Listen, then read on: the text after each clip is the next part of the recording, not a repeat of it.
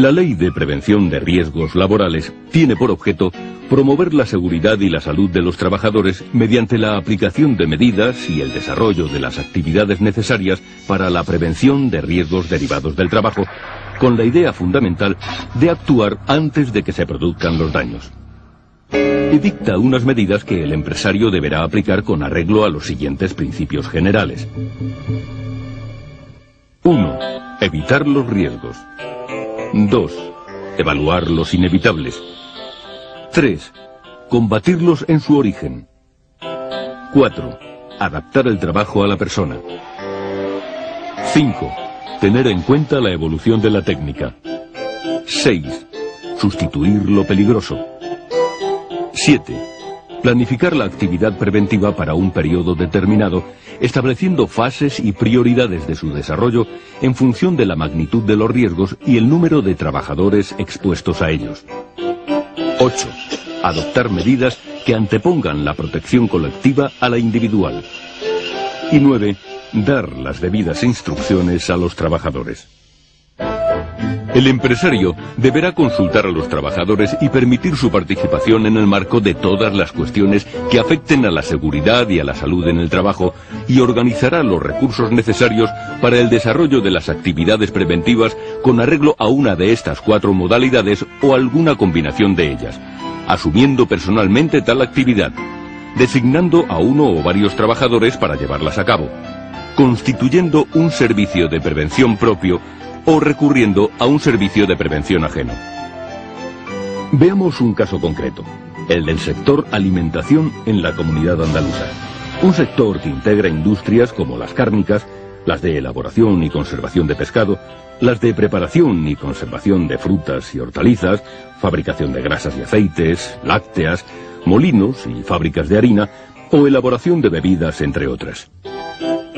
En este sector, los accidentes más comunes son, por este orden, los producidos por sobreesfuerzos, casi una cuarta parte del total, golpes por objetos o herramientas, caídas de personas al mismo nivel, atrapamiento por o entre objetos, caídas de personas a distinto nivel y pisadas sobre objetos, existiendo asimismo otras situaciones de riesgos tales como la exposición a riesgos biológicos e higiénicos, que aun no teniendo la cuantificación de las anteriores, sí tienen una importancia cualitativa elevada. Pero veamos con detalle algunos de estos factores de riesgos y con qué condiciones mínimas de seguridad evitarlos, agrupándolos en 5 grandes apartados. A. Riesgos derivados de la manipulación manual de cargas. B. Riesgos de caídas al mismo o distinto nivel. C. Riesgos derivados de los equipos de trabajo. D. Riesgos de exposición a contactos eléctricos. Y E. Riesgos derivados de la exposición al ruido. A. Riesgos derivados de la manipulación manual de cargas. En este apartado, los factores de riesgos más comunes son 4. 1. Una carga demasiado pesada, o demasiado grande, o difícil de sujetar.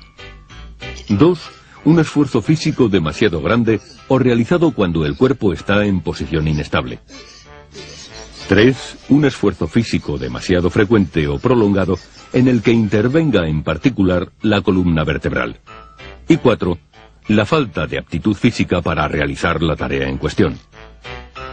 Frente a ello, las disposiciones mínimas son 2. 1. Evitar la manipulación manual de cargas. Y 2. Formación e información sobre la forma correcta de manipular las cargas. B. Riesgos de caídas al mismo o distinto nivel. En este apartado, los factores de riesgo más comunes son 4. 1. Suelos y pavimentos de rampas, escaleras y plataformas resbaladizas o con irregularidades. 2. Falta de orden y limpieza. 3. Aberturas en suelos o lados abiertos de escaleras, rampas, plataformas y muelles. Y 4. Escaleras de mano defectuosas o en mal estado. Frente a ello, las disposiciones mínimas de seguridad son 6. 1. Suelos no resbaladizos, sin irregularidades y pendientes peligrosas, así como pavimentos de rampas, escaleras y plataformas de materiales no resbaladizos o con elementos antideslizantes. 2. Los lugares de trabajo se mantendrán limpios y las zonas de paso, salidas y vías de circulación, especialmente las previstas para evacuación en caso de emergencia, estarán libres de obstáculos y debidamente señalizadas. 3. Se eliminarán con rapidez los desperdicios, manchas de grasa, residuos de sustancias peligrosas y demás productos residuales que puedan originar accidentes o contaminar el ambiente de trabajo. 4.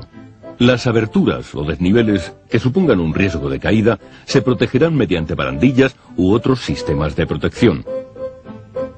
5. Las escaleras de mano tendrán la resistencia y los elementos de apoyo y sujeción necesarios.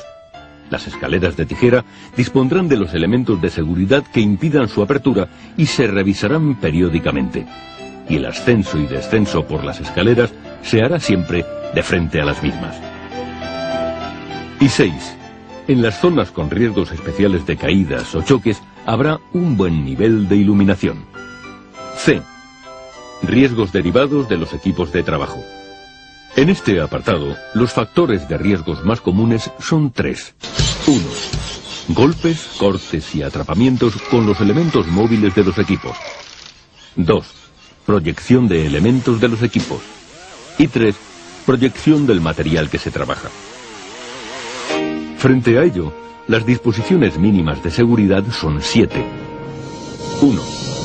Solo se utilizarán los equipos provistos del marcado CE y acompañados de la declaración CE de conformidad. 2. Su puesta en marcha solo se podrá efectuar mediante una acción voluntaria sobre el órgano de accionamiento. 3. Todo equipo deberá estar provisto de un órgano de accionamiento de emergencia que permita su parada total. 4. Los equipos con riesgo de proyección estarán provistos de resguardos adecuados. 5.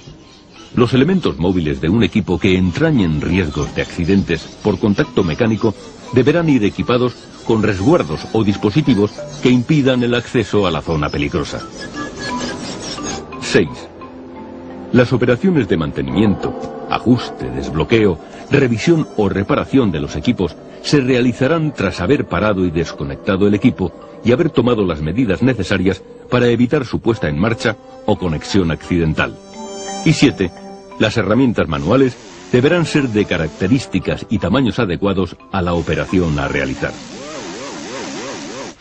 D. Riesgos de exposición a contactos eléctricos. En este apartado, los factores de riesgos más comunes son 2.